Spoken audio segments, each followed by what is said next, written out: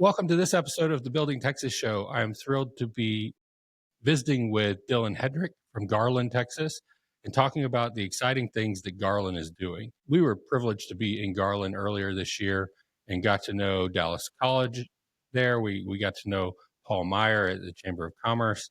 And in every instance, Garland is just excited about the future. So, Dylan, thank you for joining us today and tell us what's going on in Garland. Well, thank you for having me here today. I'm so happy to join you. I was elected as mayor of Garland after a runoff back in June, and just so much potential because along with that election, the voters passed a big bond package, a $360 million package, a nice round number. There's four propositions, and I just feel like that was part of my mandate as mayor to help continue the growth, the economic development in Garland. So, what encouraged you to run for mayor of Garland? It's a responsibility, and oftentimes we'll talk about it a little bit, but it's not a great paying job. It's more of a volunteer role in a lot of cities, but it's a meaningful one, and you get to really celebrate the city that you're in. So, what encouraged you to run? It certainly is meaningful. And yes, you're right that I brag that my salary or what I get really only pays for gas and dry cleaning. But it's definitely a volunteer position and I enjoy doing it. And really what inspired me is I spent 6 years on the city council. We have term limits in Garland, so you can do 3 2-year terms. And after I was term limited, I decided, well, it's either time to move up or move out. And I felt like I still had a lot to give back to my city. And I have three small children, a growing family in Garland, and I really want to make Garland the best city for their futures. And with my background being in civil engineering and specifically in land development work, there's a lot that's going to have to happen in Garland as far as regrowth and redevelopment if we're going to continue to grow as a city. Garland itself, it's 98% built out. We can't go anywhere but up, or we have to tear down something to make something new happen. So I feel just my background, it can help lead Garland to the next steps into the future. What happens in Garland? What is Garland really known for, and why do people come to Garland? Historically, we're really known as a manufacturing town, really blue collar. We've had history of manufacturing all the way back to World War II with arms and armaments and tanks and airplanes during the World War II efforts. That has transitioned more into food services. Kraft Heinz is a big employer in Garland. We have some food packaging processing facilities. And we are now the cowboy hat capital of Texas. If you've been to our downtown recently, we just installed the largest cowboy hat in Texas. It's a big icon, Instagrammable place that you can take a picture with, and we're happy to celebrate that. We have three hat manufacturers here in Garland as well. So we have a historically hat manufacturing base, but it's also becoming a foodie headquarters. We have a lot of great restaurants, and we're attracting a lot of interest, especially with the diversity of our population. We have a large Vietnamese population. We had a pho trail. We called it Garland Pho Real, which it's great for these colder weather months. You can go get some great pho and warm you up. So really becoming a spot along with our downtown renovations. We're starting to attract a lot more people down and become an economic driver down there. One of the things that I took away from the conversation with your chamber CEO, Paul, was really that there's a lot of collaboration that has occurred in Garland across your internal departments, across a city that's growing the way you're growing. That's exciting. But he talked about how intentional it was that y'all work together, especially in that manufacturing circle. Those employers partnering with each other makes Garland a better place. Can you speak to that culture of collaboration in Garland? Of course, and between the chamber and the school district, all of our success is tied together. When the chamber is successful in attracting and recruiting a new manufacturer to come to Garland, it provides more jobs for our residents. It provides more of a tax base for our city to provide more public services with. It provides more students in our schools that they can continue and become the next generation to learn and succeed. So we're really all tied together. And that I know Mr. Mayor said at one point that collaboration wasn't always there, but I'm happy to say that we are now working closely again. And because we realize that our success is so closely tied that we have to cooperate and communicate, and we're all striving for the same goal in the end. Well, and with that, that chamber sits inside of Dallas College's building, I think, or vice versa, one of the two, right? It's a shared space. And to me, with you being the workforce town that you are, that community college presence has been a great addition for your employers to find training programs, to find employees from around the Dallas area. What do you see going forward with your relationship with Dallas colleges and that continued workforce training? We want to continue and develop that. I mean, with blue collar jobs, that's going to continue to always be something that the economy needs. Even with advances in AI, many of the white collar jobs may fall away, but you will always need someone to come and if you have a clogged toilet or plumber or electrician or something like that, you'll need those blue collar jobs, and you can be quite successful in those jobs right out of high school and earn a very nice salary without having to go into debt that you would at a four-year typical university. So we're happy to continue to promote those with the community college and those career pathways. Now, you're relatively new in the mayor seat, but you've sat in council for a number of years and cycles. And I want to talk about master planning a little bit, because in a town a city that's built out 98%, where you have the option of going up or rebuilding certain centers, how do you incorporate that thinking into a master plan? And does Garland work with a city manager as well? How do you partner in that way? We do, and right now we're going through a little bit of a turbulent time in Garland that we just decided not to renew the contract of our current city manager. So we have an interim city manager, but and we're starting the search for a new one very soon. But a lot of those planning efforts, they've been done through our planning department. And if I may give a plug for my own podcast, the Garland has a podcast called Fifth and State.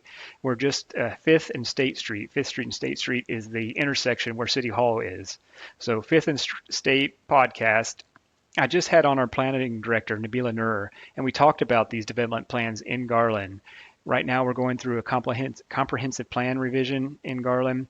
That is expected to be done this spring. It'll set the blueprint for the next 25 years of growth in Garland. And in addition to that, we have these smaller comprehensive plans around different specific areas. For instance, one in our Harbor Point area, which is our lakefront to Lake Ray Hubbard. Ray Wiley Hubbard, Hubbard's good the too, Texas but Ray singer, Hubbard. yeah. But Ray Hubbard Lake is right on our lakefront, and it's really an underutilized asset for the city of Garland that we feel we could use as an area to redevelop and drive more of our tax base. We have a plan around our medical district currently that we're hoping to attract a hospital. Garland is the largest city in the United States without a private hospital. We lost our hospital in 2018, which is now a VA hospital, but that's not open to the general public. So we'd like to have another hospital that can serve our residents. So we do a lot of these smaller area plans with the hope of driving growth. And the city has also initiated a few zoning changes on its own. In addition to purchasing several strategic plots of land, we focused on an area at 635 and Shiloh.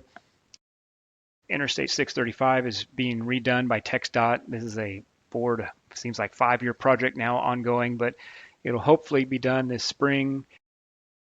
Initially, the residents of Garland, when it was first constructed back in the 50s, said, we don't want to have exits from the highway. We want people to just drive right past our town and not get off into our city. But that thinking has changed, where we would love to see those 250,000 travelers a day come into our city, spend their tax dollars there. So the reconstruction gave us another chance where we're able to reconfigure the exits. We now have exits to our city and easier access. So that area at 635 and Shiloh will be a great economic driver in the future, where the city has already made about 60 acres of purchase in land and have already initiated a rezoning effort to our densest area, our residential business district, or urban business district and urban residential district, which is our most dense zoning districts. Right now, the highest building in Garland is only a 5-story building, where if you look up and down along that 635 corridor, there's 20-story office buildings, or we'd love to have something like that come to Garland. You know, it's interesting because I live in a community that's really concerned about a Buc-ee's coming in. But a Buc-ee's coming in is equivalent to about 1,000 houses being built when you think about the tax base. And so what you say about a hospital, you lost a hospital, right? I don't think the everyday voter, the everyday citizen thinks about, oh, you could lose a hospital. What does that mean? But that's a huge community service to exit a community, especially of your size, that looks like a commercial opportunity for somebody to come back in. But when you have that change, you also think about the tax base impact. You think about the workforce tax impact. Uh, there's a lot of things that go into it. But I appreciate your approach where working with TxDOT, you can put those, you can take that old mindset and really replace it with a new mindset of we want to welcome those buyers, those people spending their money, because it's going to improve your tax base overall. So when I think about putting retail centers on highways, that's a great place for cities to attract. And it doesn't go into the fabric of Main Street. It doesn't go into the fabric of a deeper community. So I would just encourage citizens to think about, yours seem to think about this already. 2019, they passed that $427 million bond around economic development. And that kind of bond funding really does let you go out and make those infrastructure moves, lets you buy the land, the 60 acres that you mentioned, to build a welcoming plot of land for that next retailer or the next factory that comes in that does create jobs and creates tax base for your community. So I think Garland's a good one to look at on progressively saying, hey, this is what we need to be thinking about and what we're investing in. Whereas other communities that I'm aware of are real scared of a gas station, and it's a difficult thing to balance. That's exactly right. We feel so grateful for the voters for approving not only that 2019 bond program, which you mentioned, but the 2025 one as well. Garland is a community of moderate means. We have fewer city employees per capita. We have lower sales tax revenue per capita and lower property tax value per capita than many other metroplex cities. So we have to do more with less. As a result of that, we're thankful for our voters, and I think that's what the state legislature intended, that if you want to ask for some of these newer upgrades, go to the voters, and our voters are saying yes with their vote. We want this kind of development. The 2019 bond program, it really set the stage building infrastructure, a lot of the city facilities that can attract new parks and recs, new libraries, new fire stations that attract businesses that want to come to a community that has those kind of assets. And then the 2025 bond program is something that'll grow the city. A lot of economic development funding, infrastructure funding for streets. This is the kind of investments that'll grow our tax base into the future. Mayor Dylan Hedrick, thank you for joining us today and really sharing everything there is going on in Garland. And I want to encourage our listeners to come to the Cowboy Hat capital of Texas, to come try to see the magic that's happening. But if you're at that 635 and Shiloh intersection, you're going to see some changes, and they're going to be good ones. If you're a hospital looking for a great place to land your next site, let's talk to Garland, because they're in need.